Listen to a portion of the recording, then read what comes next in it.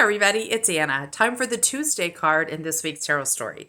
Today we have the Seven of Swords. So I think of the number 7 as being connected to making wise choices or discerning carefully. Swords are connected to the mind. They're about ideas, beliefs, mindsets, and strategies. So when I see this card, I think of it shows a guy sneaking through a military encampment like he's stealing swords, right?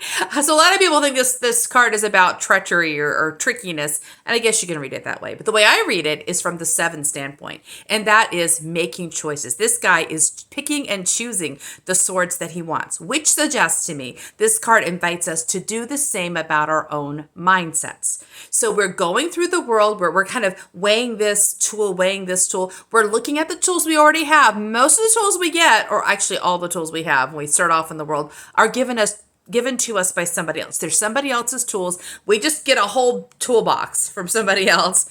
And as we live our lives, we begin to figure out whether those tools are supportive of us or where they work against us. And then we begin to make decisions about which tools we can discard and which new tools we might want to find. So we're talking about looking at the mindsets that don't match us or that are working against us, that are sort of at odds with our sense of calling, releasing those, figuring out how to let them go, and then looking for the ones around us, the mindsets that are out there, which do seem like they resonate with us and they feel like they're going to help us achieve what we want. That's what tools are supposed to do. They're there for a purpose, and the purpose is to achieve a goal. So it's a very simple question at this point, which is, does this idea help me achieve my goal, or does it work against my goal, right? It's very clear cut, which is how the swords are. They're very logical, very rational.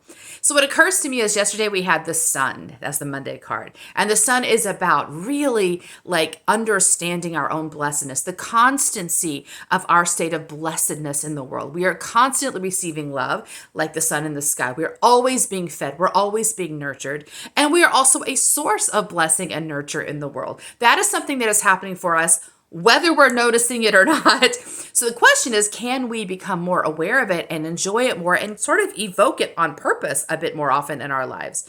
So that suggests to me this card is about looking at possibly the mindsets or the beliefs or even the stories that are blocking us from realizing we are blessed and we are a blessing in this sort of lovely flow of energy. What is it that's getting us distracted? What is it that's pulling us away from that, from staying aware of that and conscious of that and working inside of that flow? Maybe those are the tools someone else gave us that are not matching who we are.